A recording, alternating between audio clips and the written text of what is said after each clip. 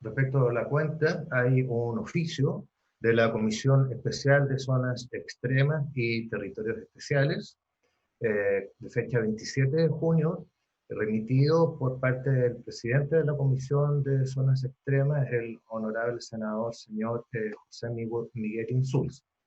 El oficio está a disposición de los señores senadores en comisiones sin papel y está referido específicamente al artículo 133I del Código Aeronáutico, que es una materia que hemos debatido en el marco de este proyecto de protección al consumidor.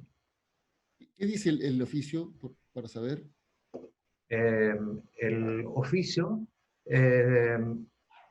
da cuenta de que el Senado aprobó en general una norma que considera que una persona que tiene un certificado médico y que está imposibilitada de viajar puede postergar la fecha del viaje, y no solo él, sino también sus padres, su cónyuge, su conviviente civil y sus hijos.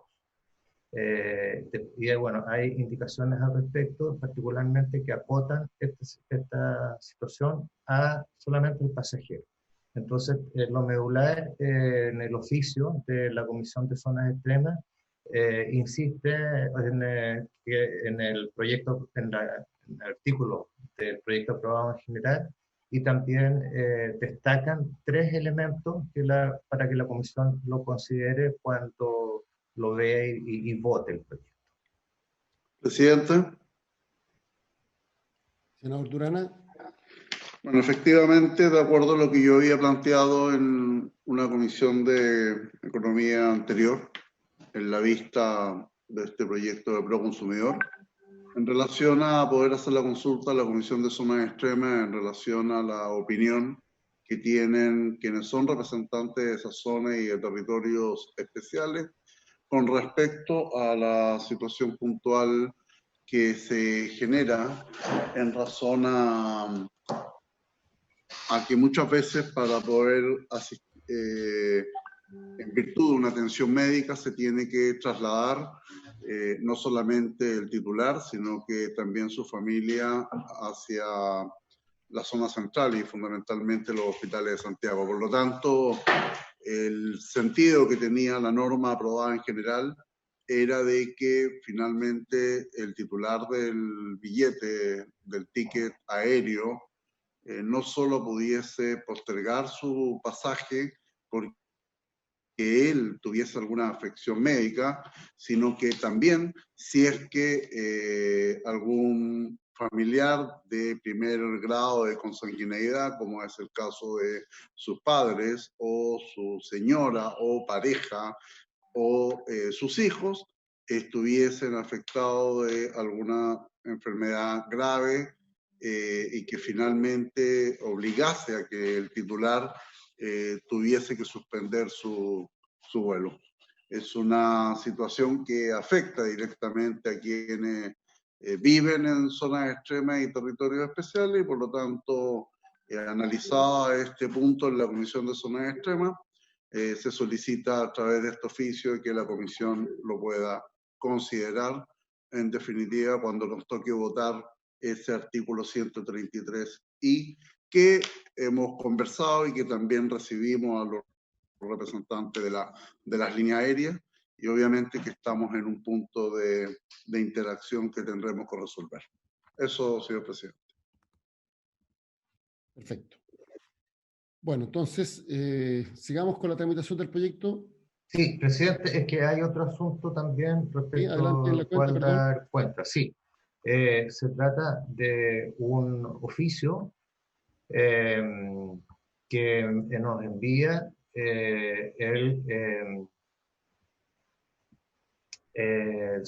aquí lo tengo, el señor Jean-Jacques Douart, por el medio del cual él es presidente de la Asociación de Productores Locales de Medicamentos, PROLMED, y acompañan un informe, un estudio realizado por ello sobre el impacto de la industria farmacéutica en Chile, tanto en aspectos de salud como también en su contribución a la economía. Se llama The Economic Footprint, elaborado por Rodrigo Harrison y José Antonio Carrasco. Este estudio aporta antecedentes y evidencia inédita que permiten dimensionar la real contribución de la industria farmacéutica a la salud y la economía del país, replicando la metodología de estudios de footprint similares a nivel internacional. También está a disposición de los señores senadores en comisiones sin papel. Lo hacen solamente con ese ánimo de participar a la comisión de este trabajo en cuanto al impacto en la salud y en la economía de la industria farmacéutica en Chile. Eso, presidente, señor senador. Perfecto, entonces se toma conocimiento. Pasemos entonces ahora sí a la tramitación del proyecto. Presidente, entonces pueden ingresar los asesores, etc. ¿Hay de acuerdo a la comisión? ¿Los asesores de gobierno? Sí, ¿alguien? ¿Sí? ¿Y asesores de los parlamentarios también? Perfecto. Pueden ingresar. Presidente, anoche, en cumplimiento de lo que fue solicitado por la comisión, Jimena Contreras nos hizo llegar un documento que ahora se va a exhibir en pantalla, que son las propuestas de la mesa de asesores en distintos temas. Jimena Contreras puede dar cuenta de ello. Adelante. Presidente, buenos días a toda la comisión, a todos los invitados. Por su intermedio, exponerle cuáles son los acuerdos a los que se llegaron y las propuestas que tenemos para someter a votación a la comisión, si usted lo estima bien. En particular, eran los temas pendientes para partir con el derecho a retracto. No sé si se puede mover la pantalla para ver el texto un poco más completo del cuadrito. Ya. Principalmente, lo que se hizo fue a la propuesta que ya habíamos trabajado respecto de compras por medios electrónicos, agregamos para clarificar la entidad de este derecho y el que es sin expresión de causa en el encabezado del artículo 3 bis, lo siguiente: el consumidor podrá poner término unilateralmente al contrato sin expresión de causa en el plazo de 10 días contados desde la recepción del producto o desde la contratación del servicio y antes de la prestación del mismo en los siguientes casos. O sea, ahora no solamente se hace la referencia y la modificación a la letra B del artículo 3 bis, sino que también se hace una referencia expresa en el encabezado en orden a aclarar que el ejercicio del derecho a retracto es sin expresión de causa de parte del consumidor. Adicionalmente, en la letra B, que era lo que ya habíamos propuesto anteriormente, donde hacíamos la distinción respecto de bienes y servicios y la obligación del proveedor de informar la existencia o no de este derecho, al final, si Álvaro o Pedro pueden avanzar en el artículo, en el último inciso, más arriba, perdón, era el penúltimo.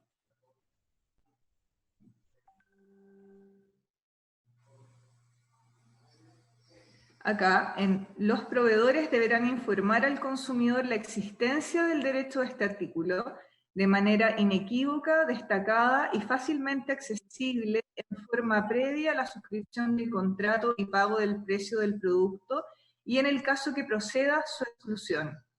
Un reglamento expedido a través del Ministerio de Economía, Fomento y Turismo regulará la forma y condiciones en que el proveedor deberá comunicar la exclusión del derecho a retracto cuando corresponda, así como los bienes en que excepcionalmente y por su naturaleza procederá tal exclusión.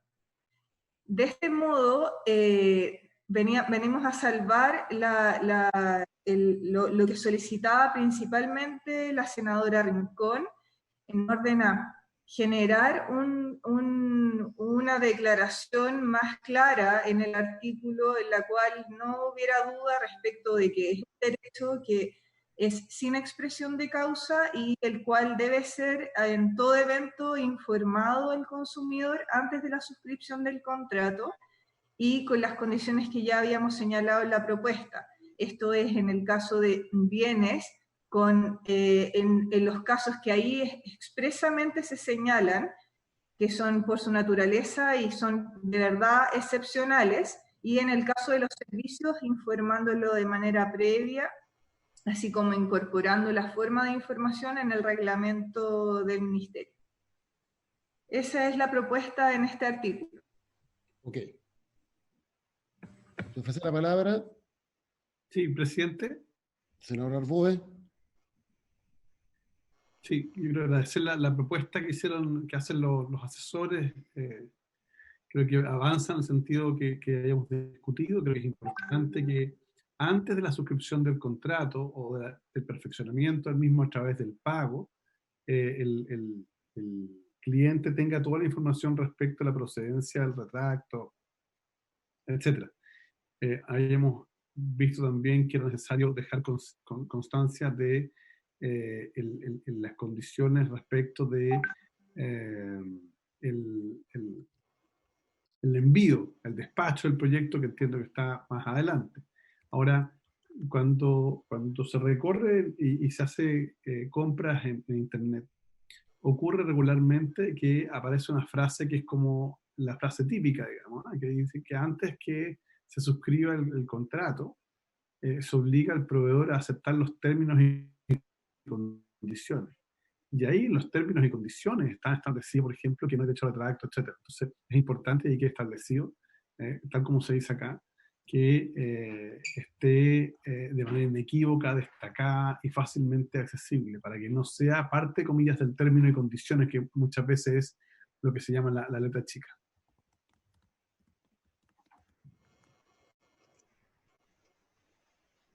La palabra.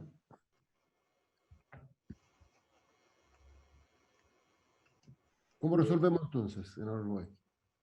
No, está bien, pero que hay constancia en la historia de la ley que el sentido de esta norma es explicitar en la página principal, de manera destacada y fácilmente accesible, esta información, para que no quede solo dentro de los términos y condiciones, que por supuesto nadie lee.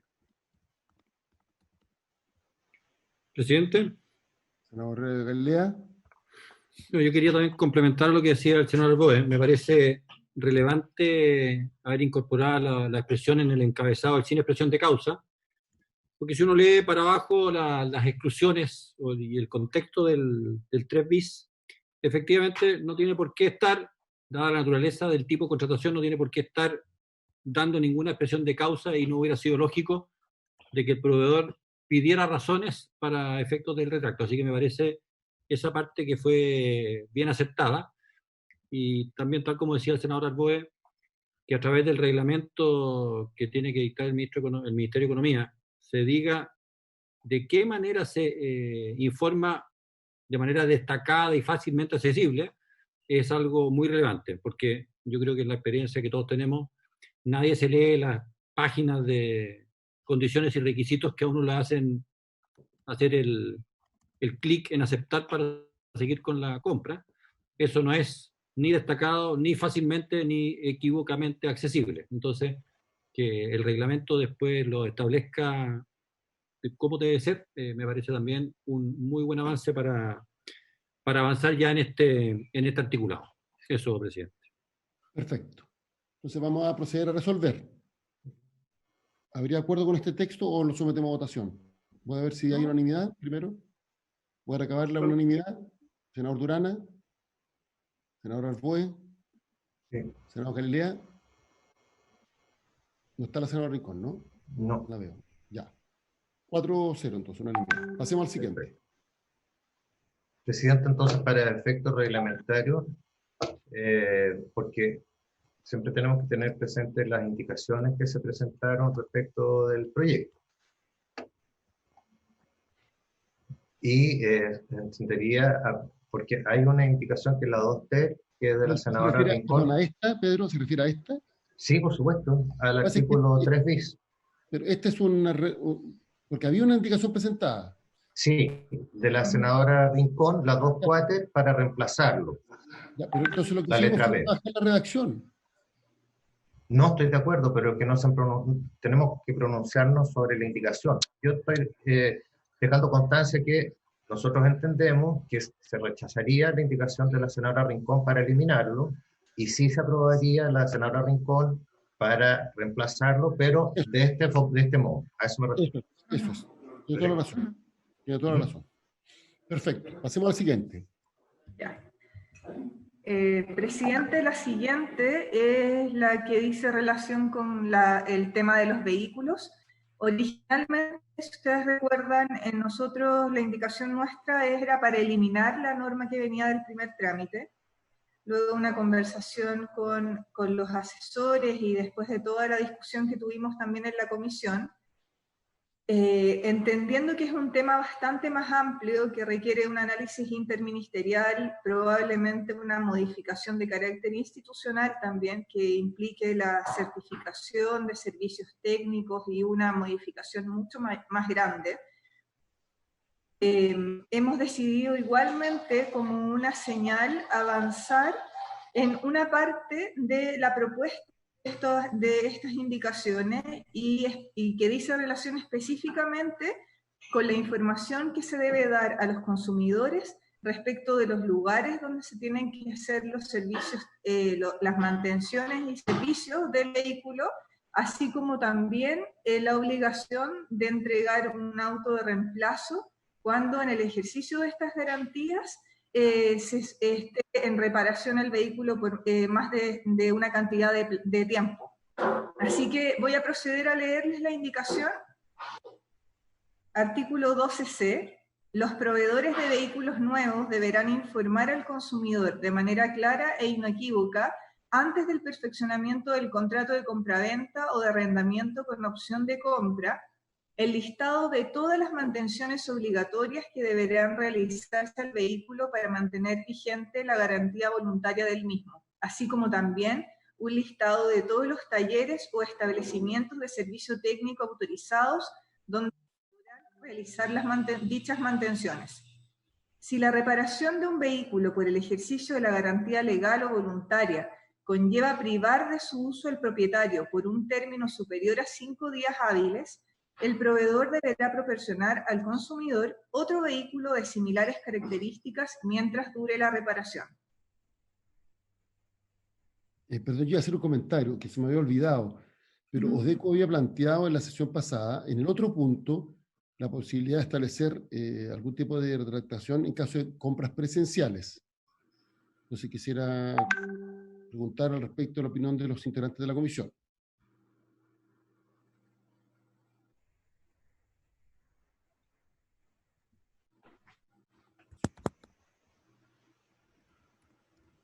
Presidente.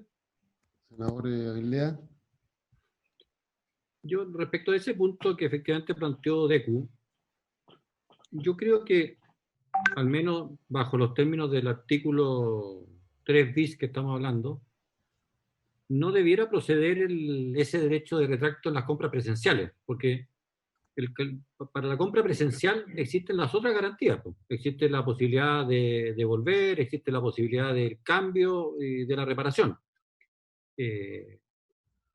Pero es distinto el retracto. El retracto existe en la práctica porque uno justamente no está viendo o no puede no tener total claridad de lo que está comprando. Entonces yo creo que ahí hay un marco divisorio que es importante mantener. Para la compra presencial existen los derechos del consumidor que son distintos del retracto, porque uno vio exactamente, tocó y vio y probó lo que estaba comprando.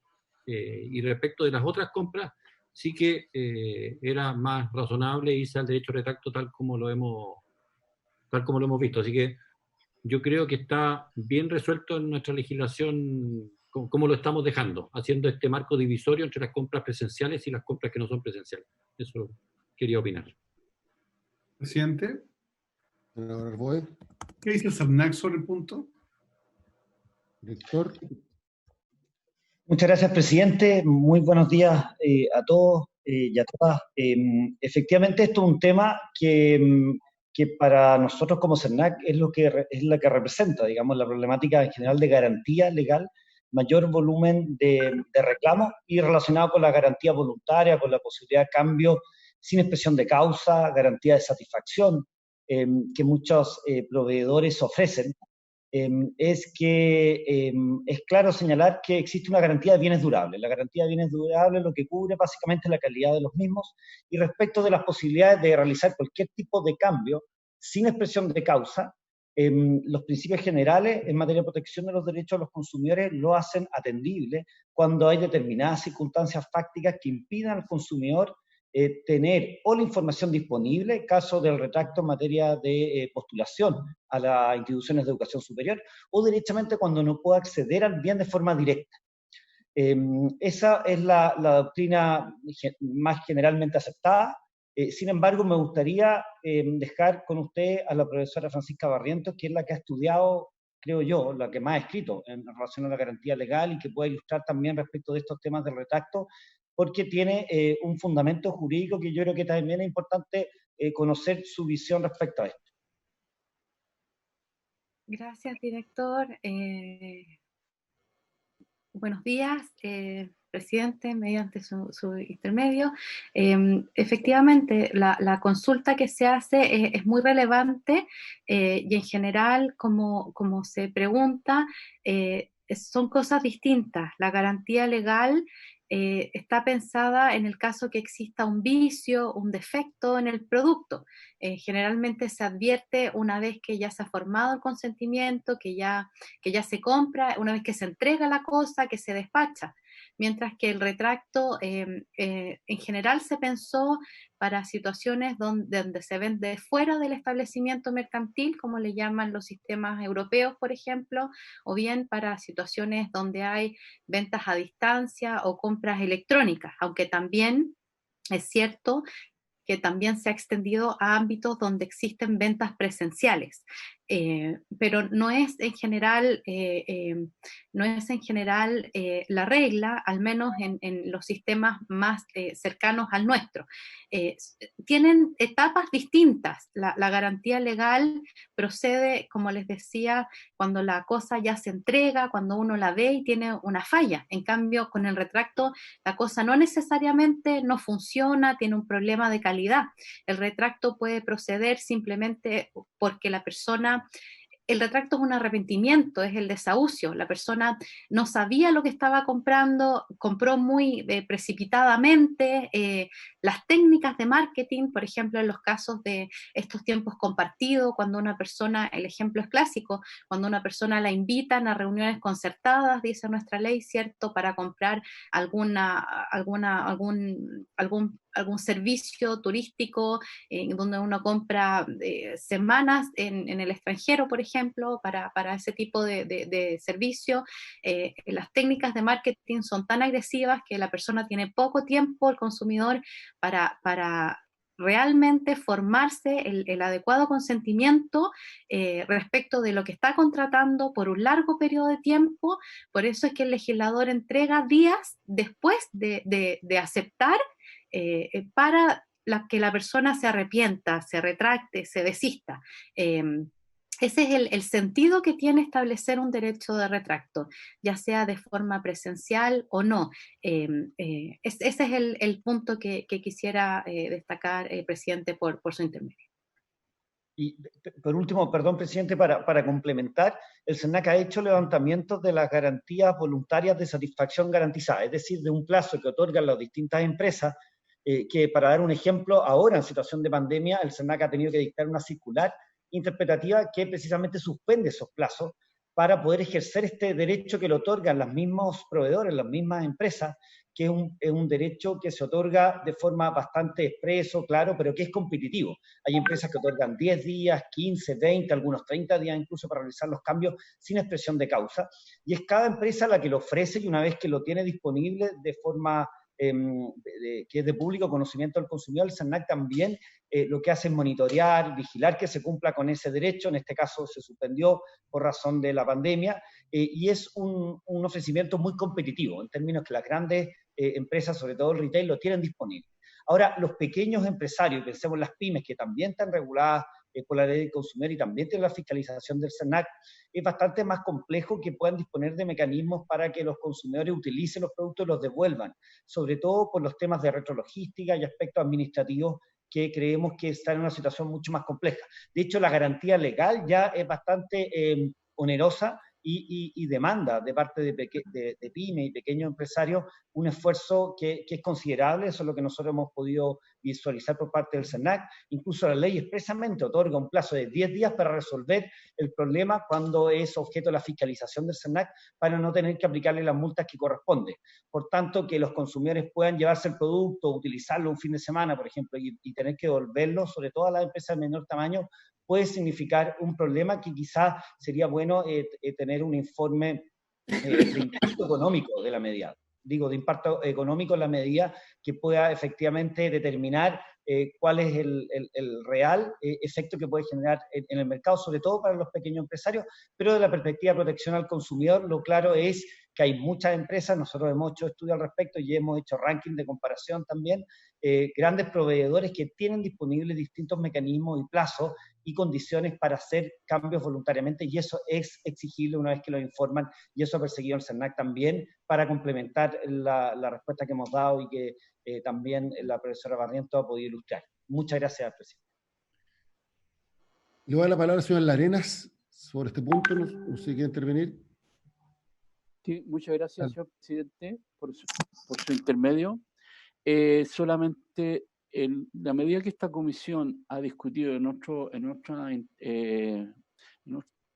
otras sesiones el tema de lo que es el endeudamiento, el consumo responsable y los impactos que estos tienen, a nosotros, digamos, si bien es cierto lo que dice el señor Galilea y la profesora Barrientos, está muy relacionado, que está claro que la garantía es vigente, porque cuando tiene un vicio, un defecto, lo que se llama en algunas legislaciones es el periodo, como dije, de enfriamiento.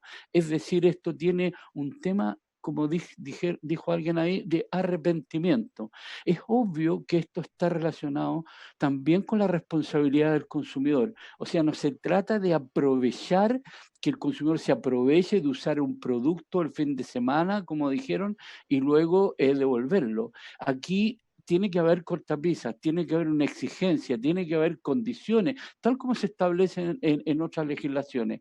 Pero esto está muy relacionado, insisto, con el tema del enfriamiento. Hay una cantidad de compras compulsivas que en definitiva producen un enorme daño tanto a la economía doméstica como al medio ambiente, que podría ser acotada. Nosotros vemos hoy día lo relacionado con el marketing, con las promociones, con lo que yo compro y después no sé qué voy a hacer con eso.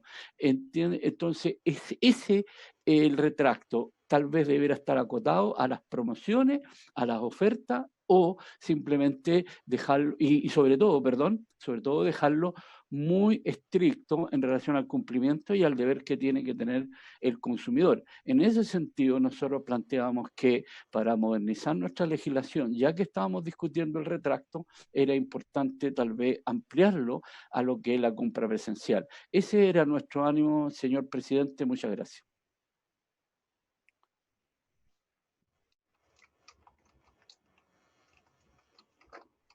Perfecto, entonces le ofrezco la palabra.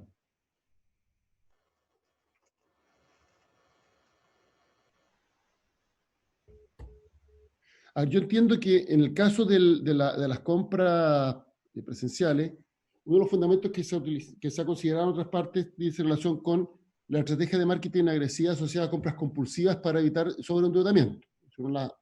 En definitiva, la persona compra y se arrepiente, pero con cierta garantía, con ciertos requisitos, digamos, para que esa devolución no sea una vez que se haya utilizado el bien, en fin, que no haya abierto la caja que está continua, etc. Y lo segundo, que hay compras presenciales, pero que pueden significar que la persona no tenga, que el consumidor no tenga a la vista el producto, independientemente de que la compra sea presencial. Entonces, que en ese caso, obviamente, se podría establecer alguna forma. Dejémoslo como tema y vamos a avanzar a la otra indicación para ir avanzando, a ver si después podemos retomarlo con alguna indicación o si no, se mantiene como está. Pero queda planteado porque las organizaciones de consumidores habían planteado el tema y me parece que es importante darle una vuelta. Pasemos entonces al artículo siguiente, al que estábamos revisando recién. Sí, presidente, no sé si quiere que vuelva a leerlo o está bien. Está en pantalla, así que si lo pudieran bajar un poquito para que esté completo en pantalla. Está completo. Ahí Perdón, ahí está. está. Entonces, sí. Sí. Se ofrece la palabra. ¿Doy lectura, presidente? Sí. Artículo 12C. Los proveedores de vehículos nuevos deberán informar al consumidor de manera clara e inequívoca antes del perfeccionamiento del contrato de compraventa o de arrendamiento con opción de compra el listado de todas las mantenciones obligatorias que deberán realizarse al vehículo para mantener vigente la garantía voluntaria del mismo, así como también un listado de todos los talleres o establecimientos de servicio técnico autorizados donde se podrán realizar dichas mantenciones. Si la reparación de un vehículo por el ejercicio de la garantía legal o voluntaria conlleva privar de su uso al propietario por un término superior a 5 días hábiles, el proveedor deberá proporcionar al consumidor otro vehículo de similares características mientras dure la reparación. Presidente, senadores, me permito tener presente la observación que hizo los representantes de las motocicletas, de importadores de motocicletas, porque en su opinión el término vehículos era muy amplio y también los incluía a ellos. Y el valor de una motocicleta, su vida útil, etcétera, es distinta de un automóvil, que ellos entienden que esto se refiere solamente a los automóviles y similares, digamos, pero no a las motocicletas. Estamos hablando de garantía voluntaria en este caso, ¿eh?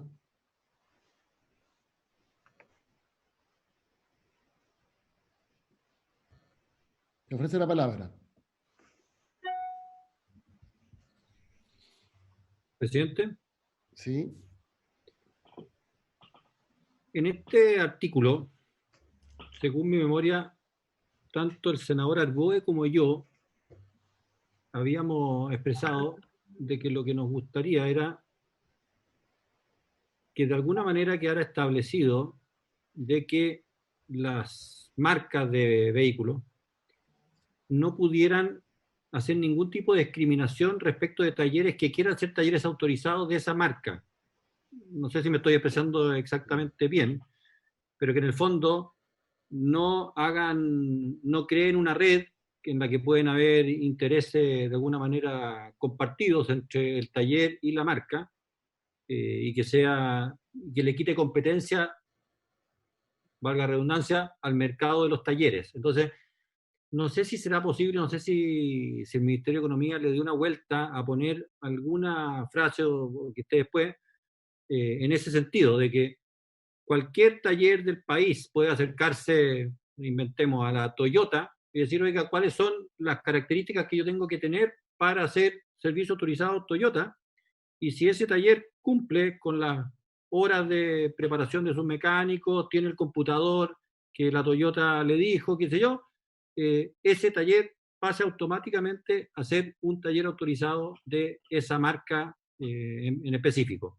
Entonces, para mí era muy importante de que ese aspecto quedara recogido.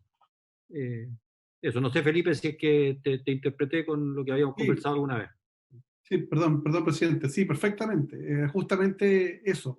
Porque lo que conversábamos en su oportunidad cuando fue invitado Cristian Reitze, fue justamente que de repente ocurría o podía ocurrir que hubiesen talleres con igual o superior calidad para poder hacer las revisiones respectivas y no estaba autorizado, versus otro que podría ser de propiedad de la misma marca o de, pongámonos un caso, del gerente o de algún empleado de la compañía que tenga esta granjería, digamos. En consecuencia, la clave, más allá en la información, en lo que nosotros estábamos planteando era la igualdad de condiciones para abrir la cancha, es decir, crear competencia en esta materia. Si voy a poner un ejemplo que no es real para que las marcas no se compliquen, pero si la Toyota, siguiendo el ejemplo del senador Galilea, si la Toyota tiene hoy día 2 servicios autorizados donde se pueden realizar las mantenciones, ¿por qué no en el evento de que lleguen 10, 15 o 20 a nivel nacional y que cumplan los requisitos de la mire, sabe que yo quiero ser parte de su red de distribución como servicio autorizado y cumplo todos los estándares, ¿por qué no podría hacerlo? Ahora, eso no vemos que quede plasmado en el texto, porque la obligación que pone el Ejecutivo más bien es de información. Es, mire, ¿sabe qué? Yo tengo la obligación de informarle cuántas revisiones tiene que hacer si usted compra este vehículo para que se mantenga la garantía. Y nada dice respecto al otro. Yo creo que sería importante consignarlo. Presidente, por su intermedio, reiterar que entendiendo que el ámbito que se quiere regular es mucho más amplio que lo que dice relación con la ley del consumidor propiamente tal, creemos que es una norma que tiene que ser analizada con mayor detalle, tanto por el Ministerio de Transporte como por el Ministerio de Economía, para abordar los temas eventualmente de libre competencia que pudieran estar involucrados, pero sobre todo porque tiene un carácter técnico en el cual evidentemente el margen que tenemos acá en la ley del consumidor es mucho más acotado. Y creemos que hay que darle una vuelta mayor.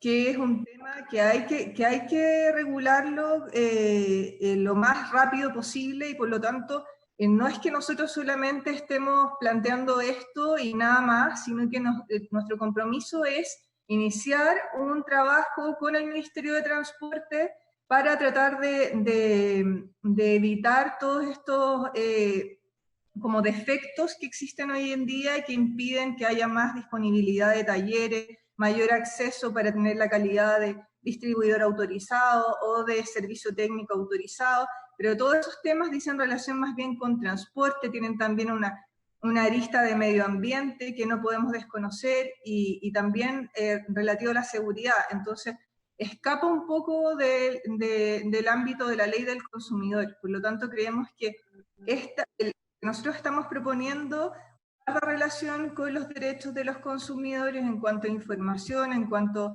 a las garantías que te tienen que dar al momento de someter a reparación vehículos por un periodo de tiempo, normas que actualmente no existen y que sí significan un avance, con el compromiso de que se va a trabajar en una normativa más amplia, con urgencia, para regular el tema de talleres y que no nos quede ningún tema o un cabo suelto, porque consideramos que es un poco complejo por los temas de seguridad de las personas y también en materia de medio ambiente.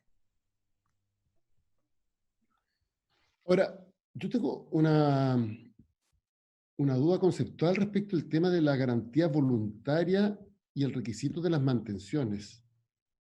Porque en rigor, la garantía voluntaria debe hacerse exigible en todos los casos que haya un vínculo. O sea, la pregunta es si es que las mantenciones, por no hacerse en un sitio oficial, no hay un vínculo causal con lo que origina la falla. ¿Por qué habría de hacerse inaplicable la garantía voluntaria? Me parece que los artículos 4 y 16 de la ley hablan del abuso ¿cómo se llama? Del control de abusividad. Y claro, uno podría entender que es abusivo que la garantía voluntaria no se haga aplicable, no se aplique, cuando el hecho de haberse realizado una mantención en un servicio no oficial o de no haberse realizado en un servicio oficial, son las dos alternativas, no genera un vínculo causal para lo que ocasiona la falla, para lo que genera la falla. Entonces, lo que estamos haciendo a través de esta normativa es finalmente capturando a los compradores de vehículos que van a tener que hacer las mantenciones con el servicio que ofrece una determinada marca, y por el riesgo de que no se le haga aplicable la garantía voluntaria, cuando lo que podría originar la falla del vehículo no tenga relación con el lugar donde se realice la mantención.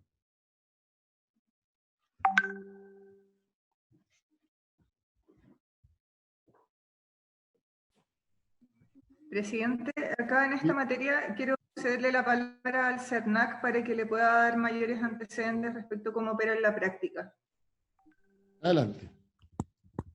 Muchas gracias, presidente, por su intermedio. Efectivamente, según lo que usted señalaba, hay que efectuar una distinción respecto de dos elementos. Uno es que efectivamente existen condiciones generales de contratación, que son condiciones generales por las cuales las compañías, sobre todo distribuidoras de ventas de vehículos nuevos, establecen los requisitos para acceder a la garantía voluntaria. Normalmente la garantía voluntaria viene otorgada por el fabricante y evidentemente es bastante más amplia que la garantía legal.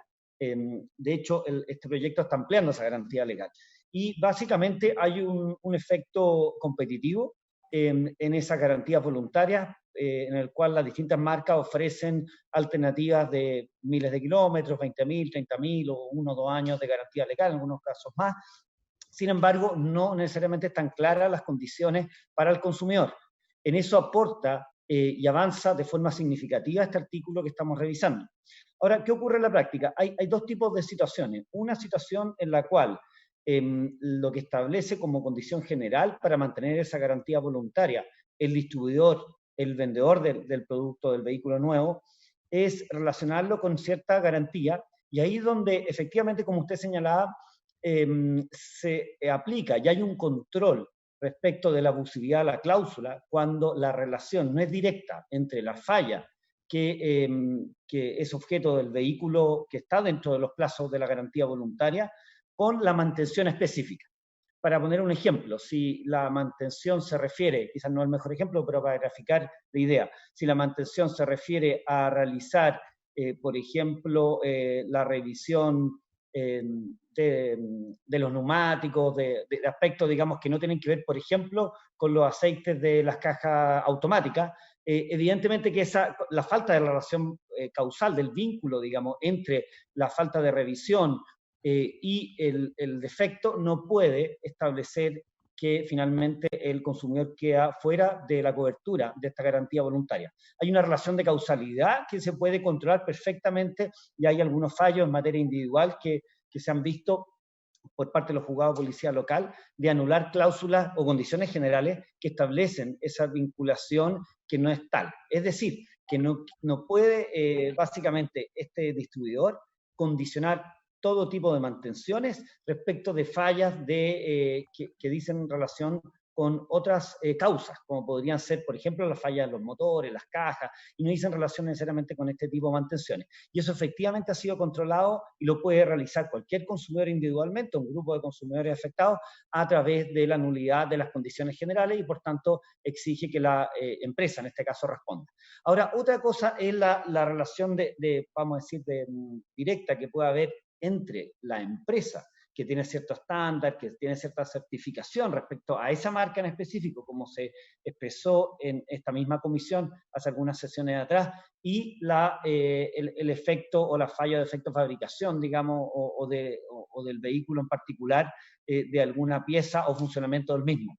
Es ahí donde hay que distinguir, porque una cosa es la relación entre la mantención específica en abstracto con la falla concreta que el consumidor hace presente a la marca para que responda respecto de ella dentro de los plazos de la garantía voluntaria, y otra cosa es que si efectivamente concurrió a un servicio técnico que esté validado o que esté amparado por precisamente esta garantía voluntaria.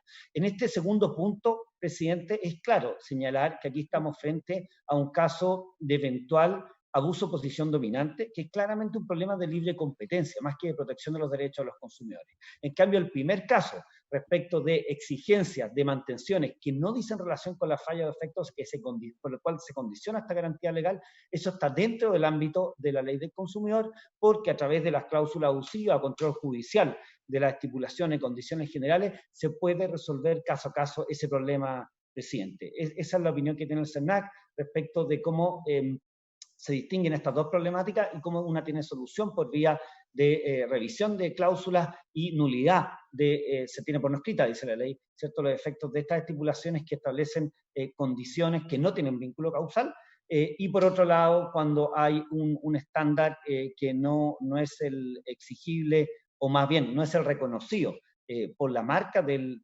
vehículo, ya estamos hablando de un tema de libre competencia, presidente. Muchas gracias. Gracias. Ya, yo tengo una diferencia con la indicación, lo quiero decir claramente, porque con esta indicación vamos a condicionar la garantía legal a las mantenciones, le damos rango legal, digamos, a las mantenciones por el mismo vendedor, o sea, la misma empresa, lo que se llaman las mantenciones en servicios oficiales. Hasta el momento eso solo está establecido por vía convencional, o sea, vía contractual. Pero mi pregunta es, eso no está establecido hasta el momento digamos, a nivel legal, que yo sepa. Podría estar equivocado, le hago la pregunta al director del CERNAC. Efectivamente, lo que regula esta disposición, el artículo 12.6, inciso... No, lo que está vigente ahora, ¿sí? Lo que está vigente ahora. Claro, lo que está vigente hoy en día es solamente el artículo 5, que se acuerda que revisamos, que es solamente de la información que tiene que estar disponible respecto a las posibilidades de acceder a repuestos y a un servicio técnico. Ahora, aquí usted efectivamente... Yo digo otra cosa, perdón, director, disculpe que lo interrumpa. Yo digo otra cosa, en la actualidad, el vendedor condiciona la garantía voluntaria a que por vía de contrato, digamos, por acuerdo entre las partes, a que se realicen las mantenciones en un servicio oficial.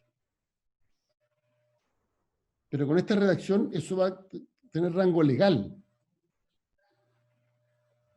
Presidente, efectivamente...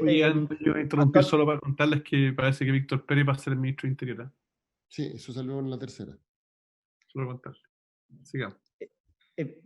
Presidente, efectivamente, actualmente no hay una regulación específica en la ley del consumidor, salvo respecto de las estipulaciones o cláusulas que podrían ser abusivas.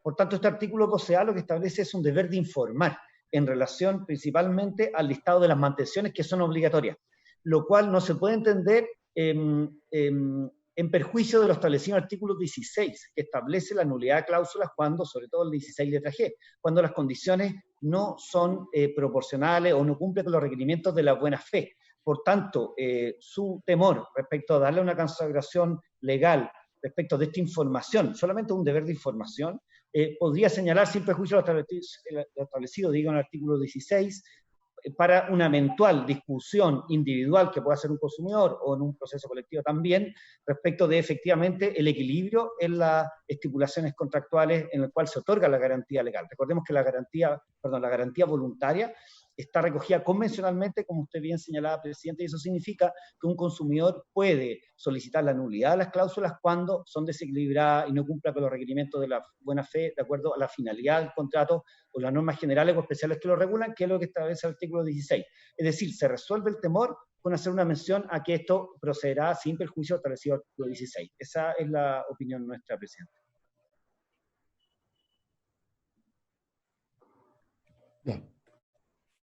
Por su intermedio, solo para aclarar algo que tal vez no se entendió bien, pero al principio de la norma nosotros nos estamos refiriendo solo a la garantía voluntaria, no estamos hablando de la garantía legal, no se va a afectar en ningún caso de condicionar a nada. La voluntaria, estoy diciendo. Hoy la voluntaria, podríamos decir que está establecida en el marco contractual. Así es. Así es. Y en general le queda al fabricante. Sí. Y por tanto se le aplica todo el estatuto convencional de los contratos de adhesión que establece la ley del consumidor, aunque no hagamos la mención directa. Y en ese sentido... Pero es que, no, lo que digo es que con esta reforma le vamos a dar rango legal a la condición que para que esta garantía sea aplicable, las mantenciones se hagan ante los servicios, en los servicios oficiales, los servicios técnicos autorizados. Le damos rango legal a esa condición. Y eso yo no lo comparto.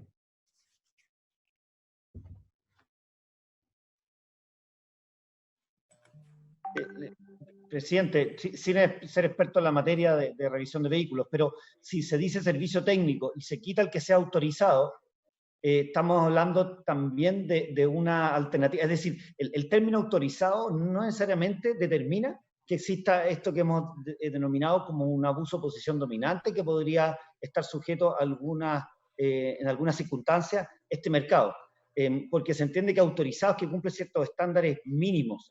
Ahora, evidentemente que se podría hacer una redacción que fuera más amplia para evitar, digamos, esta conducta que, insisto, está fuera del ámbito de la Ley de Protección al Consumidor, es más bien un ilícito anticompetitivo, sin perjuicio de lo cual, y el segundo aspecto, que es básicamente que las condiciones contractuales establezcan que la condición es siempre absoluta, independiente de cuál es la causa de la falla en relación a la mantención y cuál es el efecto de la falta de mantención, eso se resuelve por vía contractual a través de la nulidad de cláusula.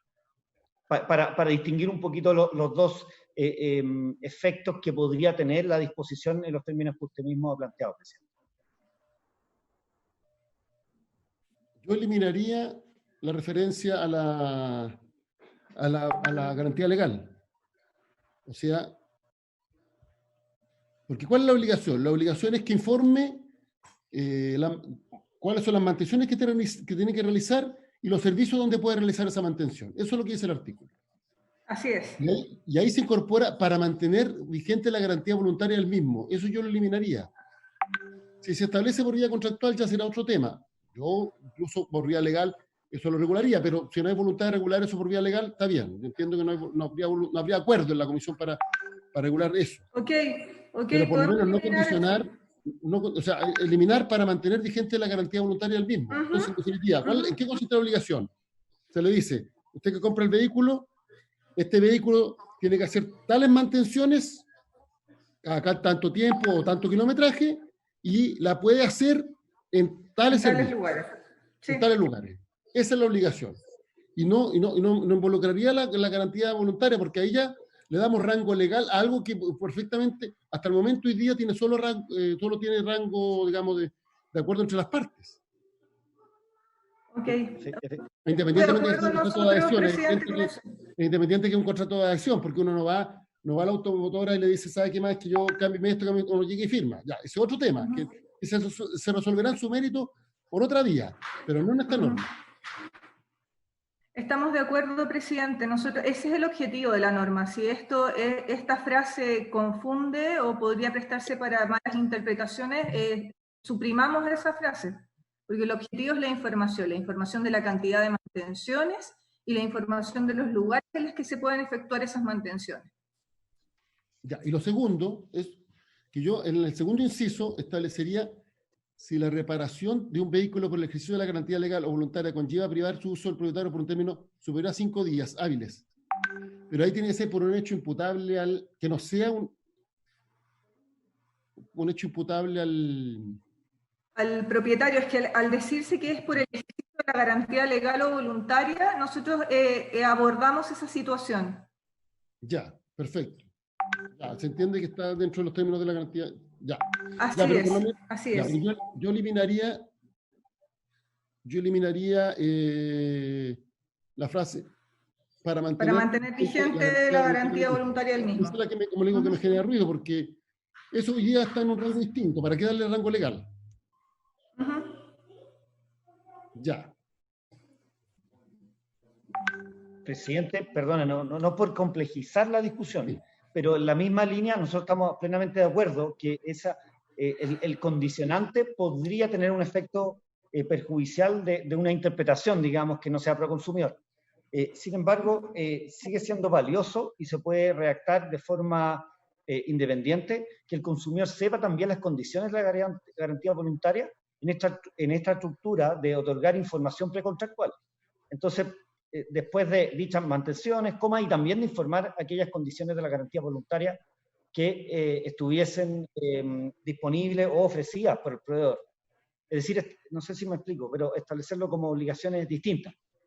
Una de informar respecto del listado de las mantenciones que se realizan en el vehículo, y otro que también se informe, sin condicionarlas, digamos, las condiciones de la garantía voluntaria también, dado que este es un precepto que establece un estándar de obligación precontractual importante para el consumidor que se apresta a comprar un vehículo de un valor y que es una inversión, digamos, para la familia.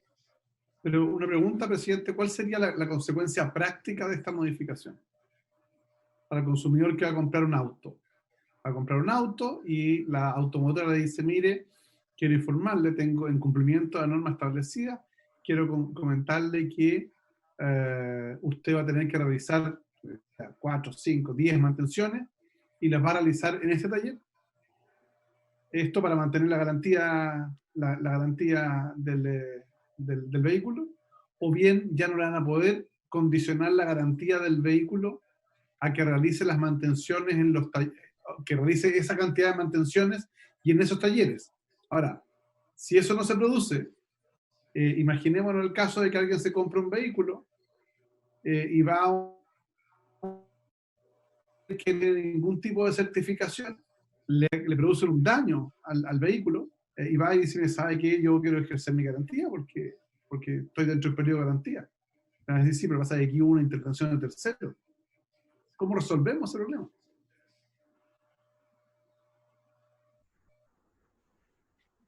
Presidente.